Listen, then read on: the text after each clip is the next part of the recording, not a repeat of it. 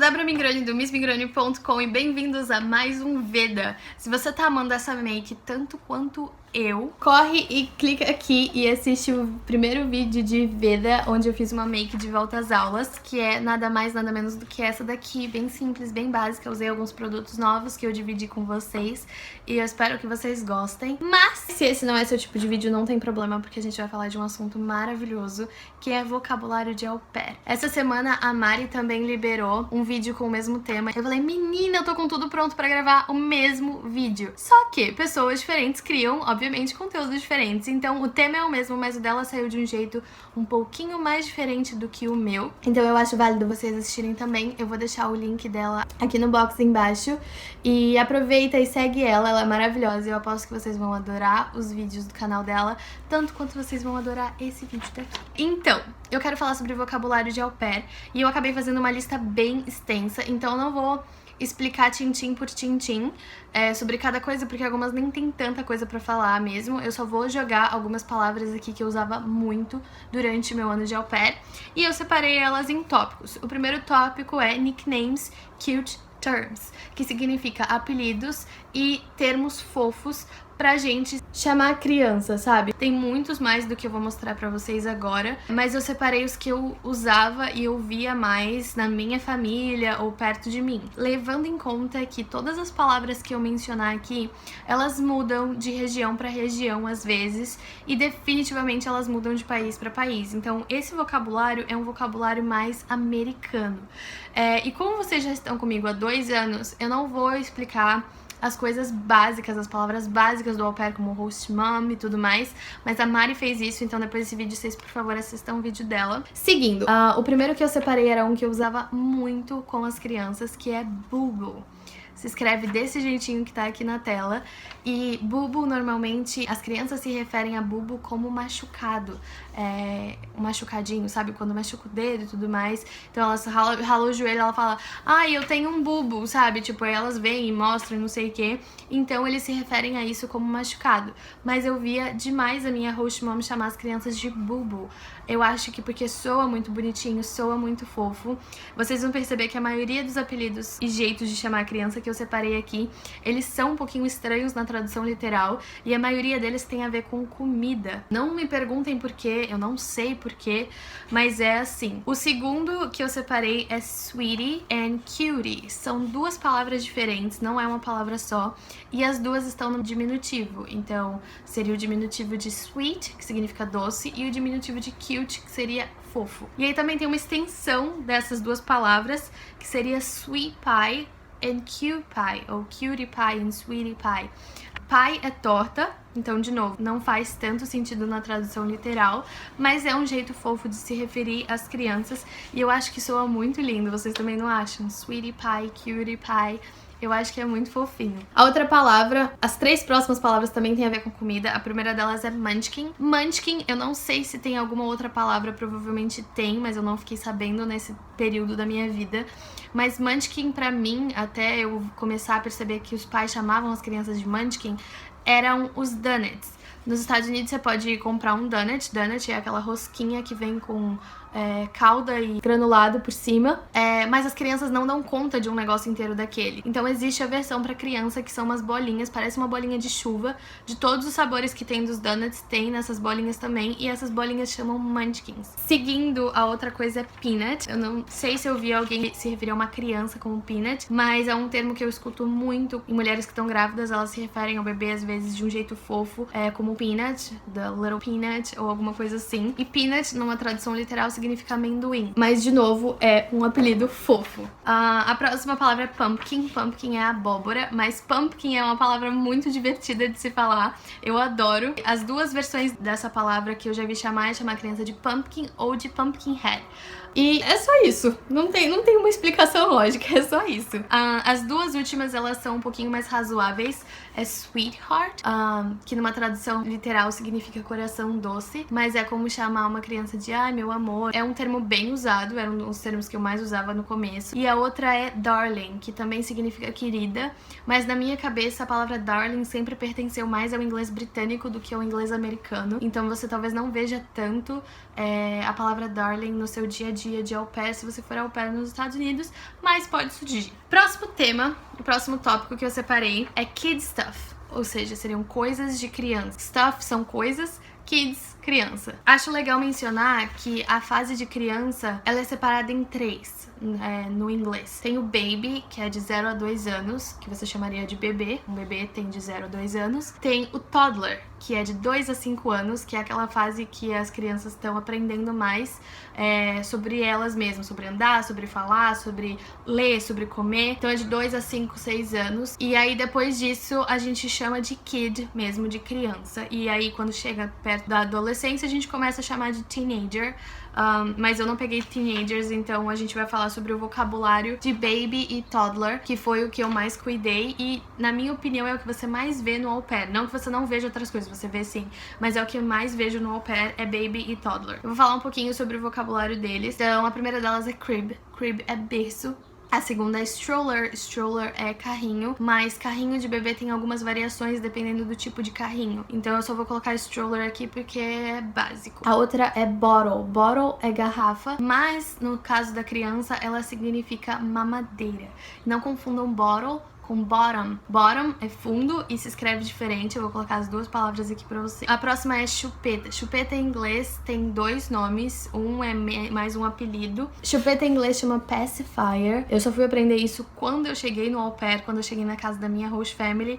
Meus kids não usavam chupeta, então eu tinha essa curiosidade e eu perguntei como é que era. Mas você também pode chamar a chupeta de binky. A criança pode chamar a chupeta de binky, ou ela pode ter o próprio nome dela pra isso. Aqui no Brasil eu cuidava de uma menininha que ela chamava a chupeta dela de bubu, e nós já vimos que bubu em inglês significa outra coisa totalmente diferente. Então existem variações e isso depende muito da família, da própria criança mesmo. A próxima é diaper. Diaper é fralda. O próximo é um que, nossa senhora, era muito falado na minha casa, que é blankie. Blankie é o diminutivo de blanket, que significa cobertor. Mas pode ser uma mantinha, pode ser um paninho. E na minha casa, na minha última casa, todas as kids carregavam um blankie. O do mais velho era um cobertor de verdade, gigante. O da minha menina era um paninho de bolinha. E aí, com bolinhas em inglês, tipo, quando tem alguma coisa de bolinha, uma roupa de bolinha, um pano de bolinha, a gente chama de polka dot. E aí, ela passava o dia inteiro falando do polka dot blankie. E aí, o meu baby começou a carregar o cobertor dele pela casa também, então todo mundo tinha um blankie. A próxima é stuffed animal. Stuffed animal. É um pouquinho difícil de falar, parece um trava-língua, mas é nada mais, nada menos do que um bichinho de pelúcia. A outra era uma palavra usada muito dentro da minha casa também, que era sippy cup. O sippy cup é um copo de criança, ou seja, aqueles copos que tem um biquinho mais apropriado pra eles. É um copo de criança, é aquele copo que tem lugar pra segurar, é aquele copo que não derrama, é aquele copo que tem um bico diferente.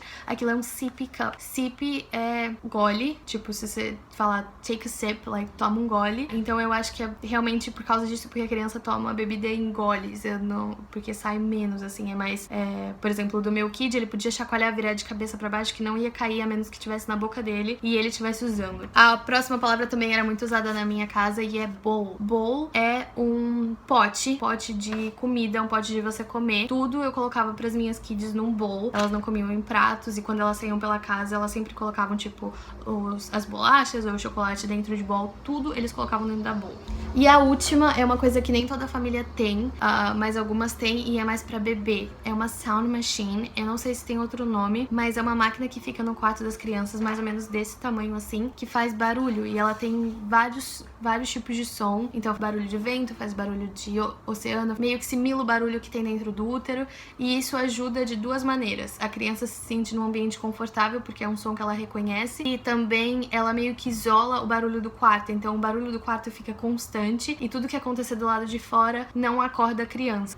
O próximo tema é school e eu aprendi muita coisa com eles no quesito school. A primeira delas é flashcards. As crianças nos Estados Unidos usam flashcards pra estudar, que nada mais são do que vários cartõezinhos, assim, tipo um baralho de Uno, e aí cada um tem uma foto e tem uma palavra, e daí você vai mostrando pra criança e a criança vai aprendendo por assimilação. A próxima é spelling words. Spelling é soletrar e é uma coisa muito comum nos Estados Unidos. Eles têm aulas disso, eles têm concurso disso, as crianças aprendem a ler e escrever, mas antes disso elas aprendem a soletrar. Então, tipo, você vai fazer muito isso com os seus kids, provavelmente, especialmente se eles já estiverem no kindergarten ou na first grade. A próxima é lunchbox. As crianças nos Estados Unidos, elas vão pra escola das 9 às 3 da tarde, o que significa que elas almoçam na escola, e aí você tem que preparar a lunchbox, que é mais ou menos uma lancheira, só que ao invés de você colocar um lanchinho, você vai colocar o almoço e tudo que a criança vai comer durante o dia.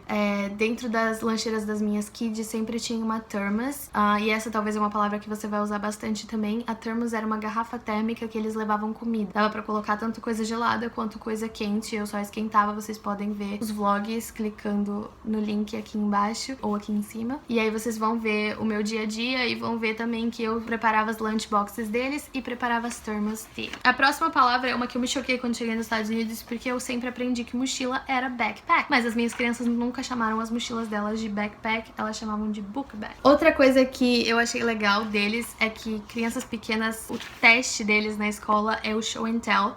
Então show and tell is kind of a big deal, é uma coisa muito importante. As crianças têm que levar um brinquedo uma vez por semana e falar sobre aquele brinquedo. E quando elas falam sobre aquele brinquedo, elas meio que estão treinando a fala, elas estão aprendendo a se expressar. Então é mais ou menos uma atividade regular, especialmente de crianças pequenas. A próxima é readings. Se você tem um kid, você vai ter que acabar lendo pra ele em algum momento. E as atividades da escola normalmente incluem ler, pra quem já sabe, pra quem tá aprendendo. Então a minha primeira kid de 5 anos, ela todo dia tinha que ler um livro e ela tinha que falar sobre o livro dela na tarefa de casa. E essa parte chamava reading. E aí eu separei as grades das crianças mais ou menos pra vocês entenderem como é. Ela é separada em 4 partes. Tem a preschool, que é antes do kindergarten, então seria mais ou menos uma aula de preparação pro kindergarten. E normalmente essas aulas, elas têm um período curto de 2 ou 3 horas. Então é por isso que vocês veem muita rotina de au pair que a kid só vai pra aula por 2 horas. A minha kid fazia preschool e ela ficava o dia inteiro porque a escola dela tinha isso. Quem não tem idade pra ir pra preschool ainda, como por exemplo era o caso do Colton, que tinha 2 anos, ele ia pra daycare, que é uma creche. A preschool tem algumas grades e a última delas é o pre-K, que é pre-kindergarten, que é antes do kindergarten, que é o primeiro ano da escola. E aí depois a criança começa o elementary school, que vai do kindergarten até a 5ª, 6ª série. Depois disso vem a middle school, que é da 6th e 7th grade até 8th grade, ou 8º ano no caso, porque daí quando começa o high school tem o 9º ano até o último ano, que seria da 9th grade até 12th grade. E a última palavra que eu queria falar sobre isso nesse tema é homework, que é dever de casa. E meu kid não tinha no começo. Ele chegava em casa e não tinha nada pra fazer, mas isso depende muito de lugar pra lugar e família pra família. Tem família que as crianças não têm homework, então a própria mãe bola alguma coisa pra eles fazerem. Tem criança que já no kindergarten tem tarefa de casa todo dia, como era o caso da minha primeira kid. Ela tinha 3 deveres de casa por dia, então depende muito. Bom, gente, como esse vídeo já tá extenso, essa vai ser a parte 1 do vídeo.